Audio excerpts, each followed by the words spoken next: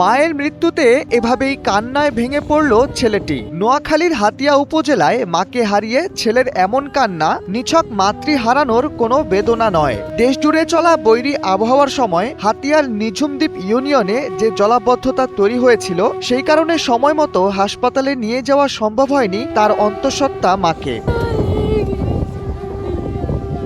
জলাবদ্ধতার কারণে হাসপাতালে নিয়ে যেতে না পারায় ঘরেই মারা যান ৩০ বছর বয়সী অন্তঃসত্ত্বা নারী নাজমা আক্তার। সঙ্গে সঙ্গে মৃত্যু হয় তার গর্ভে থাকা সন্তানেরও। ভিডিওর শুরুতে কান্না করতে দেখতে পাওয়া ছেলেটির দুঃখ তাই দ্বিগুণ। একে তো সে হারিয়েছে তার মাকে, সাথে হারিয়েছে পৃথিবীর আলো একেবারেই দেখতে না পাওয়া এক নিষ্পাপ প্রাণকে।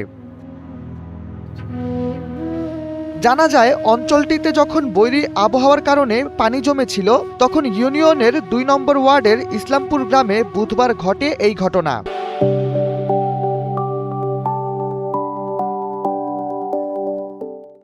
স্থানীয় সূত্রগুলো জানাচ্ছে, অস্বাভাবিক জোয়ারের কারণে নিঝুমদ্বীপ এমনিতেই পানিতে তলিয়েছিল। পরিস্থিতির কিছুটা উন্নতি হলেও বুধবার দুপুরে আসা জোয়ারে ইসলামপুরের রাস্তা ও চলাচলের পথ একেবারেই ডুবে যায়। ফলে যোগাযোগ ব্যবস্থায় বড় রকমের ধস নামে। এরই মধ্যে বুধবার সকালে নাজমা আক্তারের প্রসব বেদনা শুরু হলে পরিবারের সদস্যরা তাকে দ্রুত হাসপাতালে নিয়ে যাওয়ার চেষ্টা করেন, কিন্তু চারিদিকে পানি জমে থাকা এবং যানবাহন চলাচল বন্ধ থাকায় তাকে সময়মতো কোনো স্বাস্থ্য কেন্দ্র বা হাসপাতালে নেওয়া সম্ভব হয়নি। অনেক এলাকার সড়ক এখনো পানির নিচে তলিয়ে আছে, ফলে যোগাযোগ কঠিন হয়ে পড়েছে।